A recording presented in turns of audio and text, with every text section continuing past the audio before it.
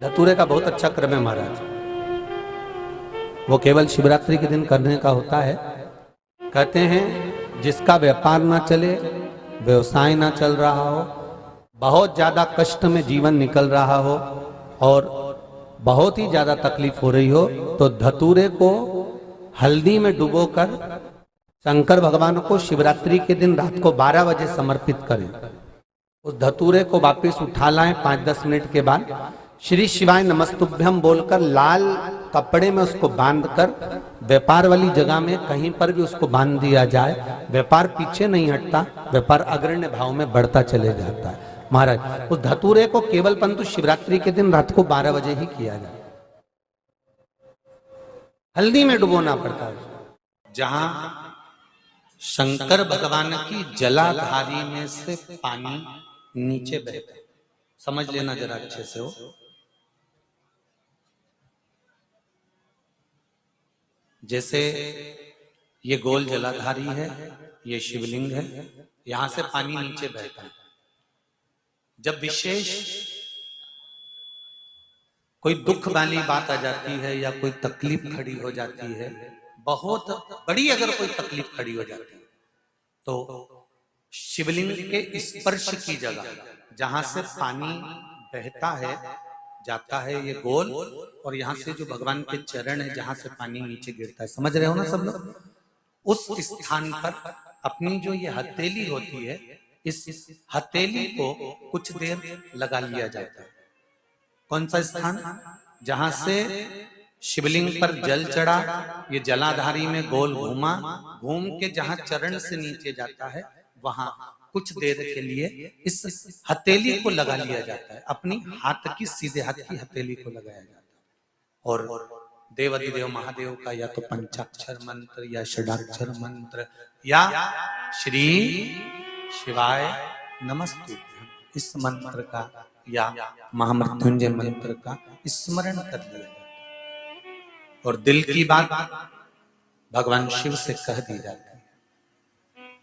हृदय से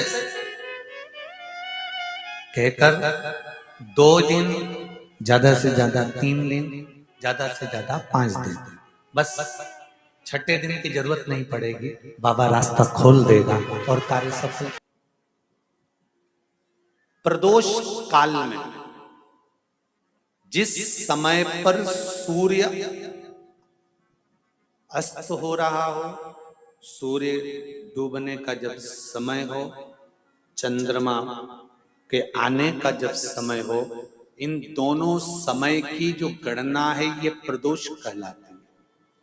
प्रदोष का मतलब होता है जिंदगी में करे हुए सारे दोषों को शंकर का नाम लेकर, शंकर की पूजन कर कर अपने दोष को शंकर को समर्पित कर देना, ये प्रदोष कहलाता है।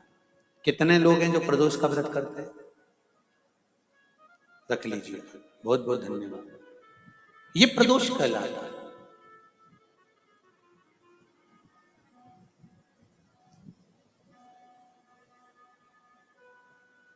अपने दोषों को शंकर भगवान को दे देना। शाम को 4 बजे से लेकर 7 बजे के बीच में शंकर और पार्वती के भ्रमण का समय रहता है। मेरे देवाधिदेव महादेव और माता पार्वती के भ्रमण का समय, भगवान शंकर पार्वती घूमने को निकलते। इसलिए हमारा सनातन धर्म कहता है शाम के समय पर माताओं को झाड़ू नहीं लगाना चाहिए, शाम के समय पर माताओं को चूड़ी बिछिया नहीं बदलना चाहिए, शाम के समय पर माताओं को मांग में सिंदूरा नहीं भरना चाहिए, शाम के समय पर माताओं को बाल नहीं बांधना चाहिए, शाम के समय पर माताओं को चौखट पर नहीं बैठना चाहिए। उसका कारण क्या है? क्योंकि पार्वती जी ने भगवान भोलेनाथ जी से कहा था कि तुम मुझे रोज शाम के समय प्रदोष काल में भ्रमण के लिए लेकर जाते हो, मेरे लिए आज्ञा क्या है? शंकर भगवान ने कहा सुनो पार्वती, मंदिर के अंदर नंदी रहता है, जाने वाला यात्री जब मंदिर में मेरा दर्शन करने आता है तो नंदी के कानों में कहकर जाता है कि शिव जी को मेरे यहाँ लेकर आना। मैं नंदी के अनुसार उनके घर जाता हूँ। मेरा काम है उनका कल्याण करना और तेरा काम है उनके घर की नारी को अखंड सौभाग्यवती का वर प्रदान करना, ये तेरा काम।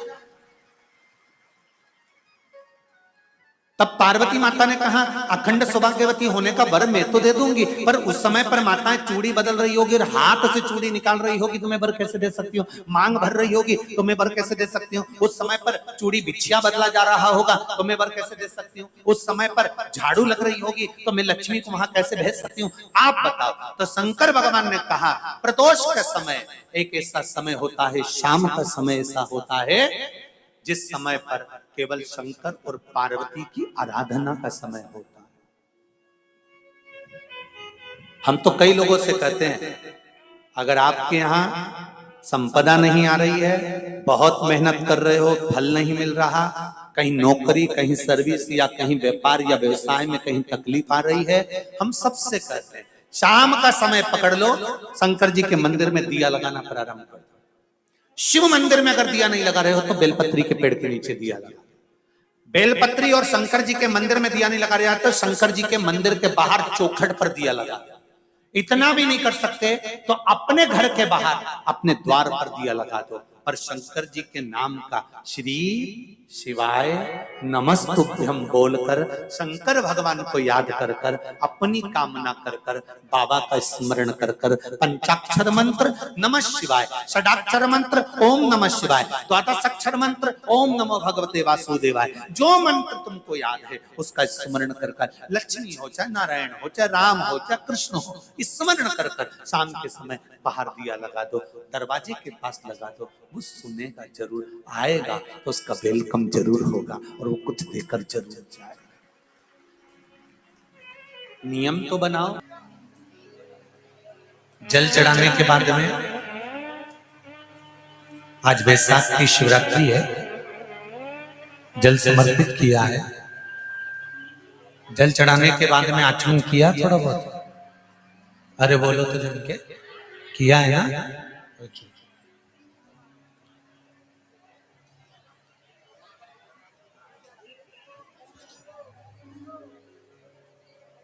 जिसको डॉक्टर कह देता है कि इसको नाड़ियां चोक हो गई हैं, नसें ब्लॉक हो गई हैं, इसका बाईपास करना पड़ेगा, रिंग डालना पड़ेगा या पाइप डालना पड़ेगा, उस व्यक्ति को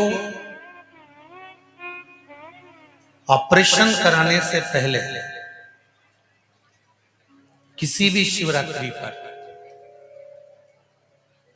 किसी भी शिवरात्रि पर महाराज काली तिल और लाल चंदन इन दोनों को पीस कर घिस कर उसका उपटन बनाना, शंकर भगवान पर उसका लेपन करना चाहिए किसी भी शिवरात्रि।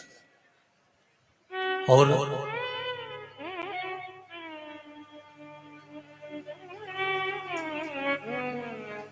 1 मिनट 2 मिनट 5 मिनट अपने नाम और गोत्र को बोलकर शिव जी का जलाभिषेक करना चाहिए। जो उपटन लगाया गया है उस उपटन में से थोड़ी सी मात्रा लाल चंदन की, काली तिल की जो पीस कर आपने शिव जी पर लगाया है उसको लेकर आकर वक्षस्थल पर 7 दिन या 8 दिन उसको लगाना चाहिए।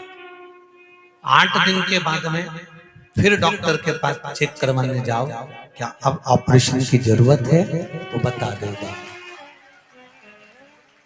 पर विश्वास रखकर करो।